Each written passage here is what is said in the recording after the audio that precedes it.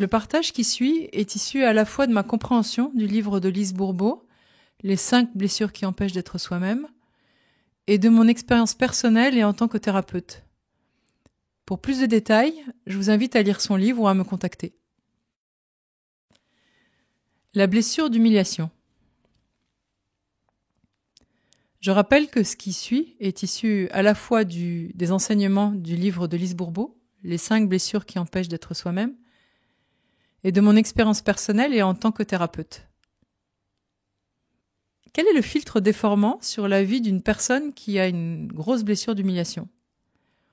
Cette personne va se dire « je dois tout faire pour ne pas me sentir rabaissée ou humiliée ». C'est sa pensée racine. Et du coup, ça va l'amener à porter le masque du masochiste. Physiquement, une personne qui a une grosse blessure d'humiliation a souvent un corps en surpoids, un physique de type androïde, avec une prise de poids plutôt sur le haut du corps, avec un cou qui peut être un peu épais. Alors il est à noter qu'une personne qui a une forte blessure d'injustice et d'humiliation va pouvoir s'obliger à faire des régimes très contraignants pour ne pas se laisser aller à l'embonpoint. Donc en fait, certaines blessures d'injustice peuvent cacher une blessure d'humiliation sous-jacente. Alors les grandes qualités d'une personne qui porte cette blessure d'humiliation, ce sont de grands gentils, des personnes joviales, qui aiment le plaisir, qui mettent les gens à l'aise, qui ont un vrai sens de l'humour, des personnes qui sont sensibles et attentives aux besoins des autres, qui sont généreuses, serviables, altruistes, très respectueuses de la liberté de chacun, et on verra tout à l'heure pourquoi.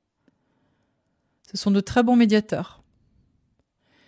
Et à l'inverse de la blessure d'injustice, où la personne ne reconnaît pas ses besoins, ne les connaît pas, ne le respecte pas parce qu'elle ne les connaît pas, avec une blessure d'humiliation, la personne connaît ses besoins, mais si la blessure est réactivée, elle ne va pas les respecter, et notamment en matière alimentaire.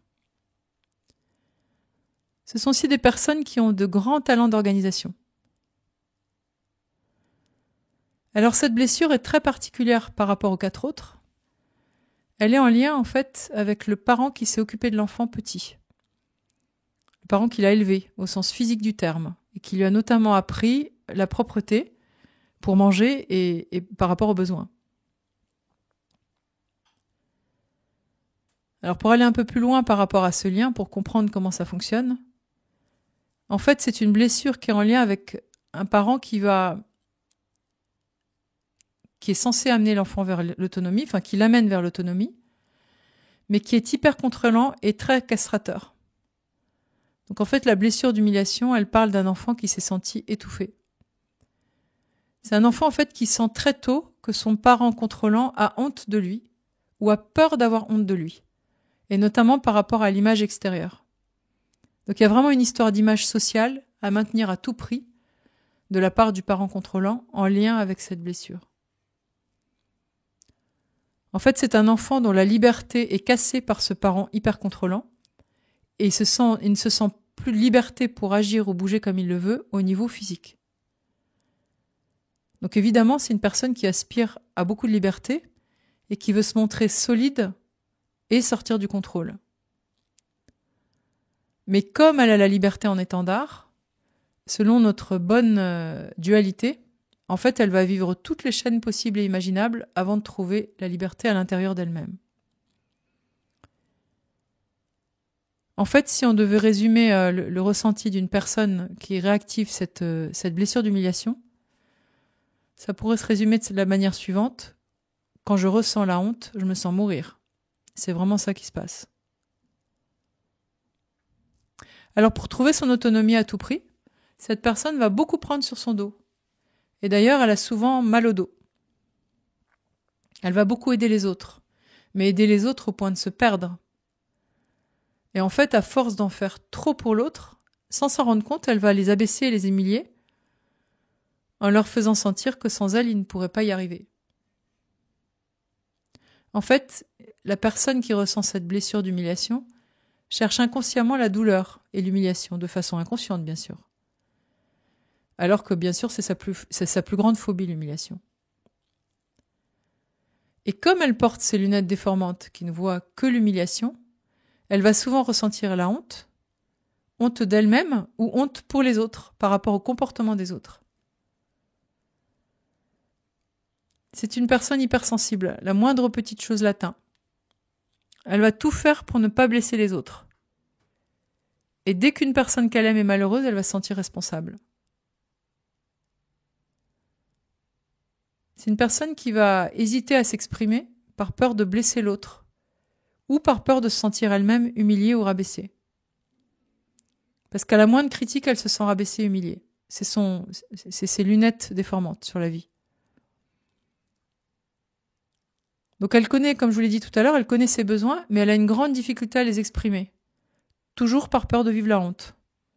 Ou de faire ressentir la honte à quelqu'un d'autre.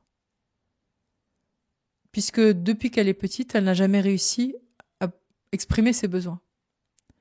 Ce qui peut générer une pression dans la gorge et des problèmes de voix chez ces personnes. Et elles peuvent donc se couper de leurs propres désirs. Et cette honte peut s'exprimer notamment par du dégoût de soi. Elles peuvent se sentir malpropres ou sans cœur, ou moindres par rapport aux autres. Elles vont pas aimer leur corps. Parfois elles sont même dégoûtées de leur corps. C'est des personnes qui peuvent vivre dans l'excès parce que dès qu'elles se sentent libres, elles partent dans les excès, et notamment avec la nourriture, ce qui bien sûr génère la honte. Au fond, elles rêvent d'être libres, mais elles ont une peur bleue de se retrouver sans limite. Alors elles vont se créer toutes sortes de contraintes. Ce sont des personnes qui ont du mal à se faire plaisir, parce qu'il y a vraiment ce sentiment de honte toujours qui est sous-jacent. C'est des personnes qui ont un sens du devoir qui est élevé. Alors, vu le contexte, vous comprenez que ce sont des candidats au harcèlement sexuel et aux abus, parce que c'est des personnes qui vont s'attirer inconsciemment des situations humiliantes et honteuses. Un autre point majeur avec des personnes qui ont cette blessure, c'est qu'elles ont besoin d'aller lentement. Mais en même temps, ce besoin d'aller lentement s'associe avec un sentiment de honte, parce qu'elles ont l'impression de ne pas aller aussi vite que les autres. Et alors, pour compenser cette blessure d'humiliation, elles vont être beaucoup dans le faire et dans l'avoir.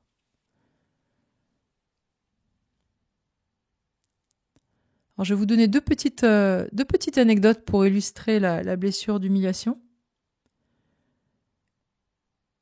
Une jeune fille qui a une mère ultra contrôlante, qui ne connaît pas le plaisir et qui cherche à tout prix à la forger à son image. À l'adolescence, cet enfant va développer la boulimie. Une autre histoire qui m'a marquée,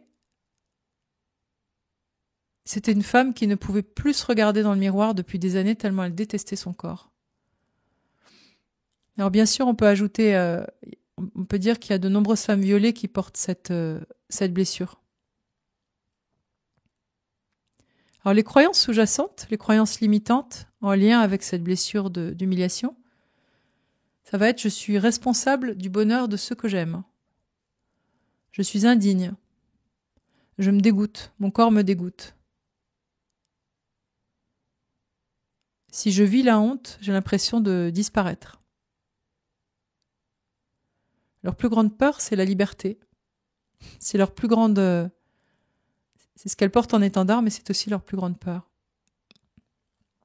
Et l'émotion principale qui est ressentie, je l'ai dit tout à l'heure, c'est la honte, la gêne, l'embarras.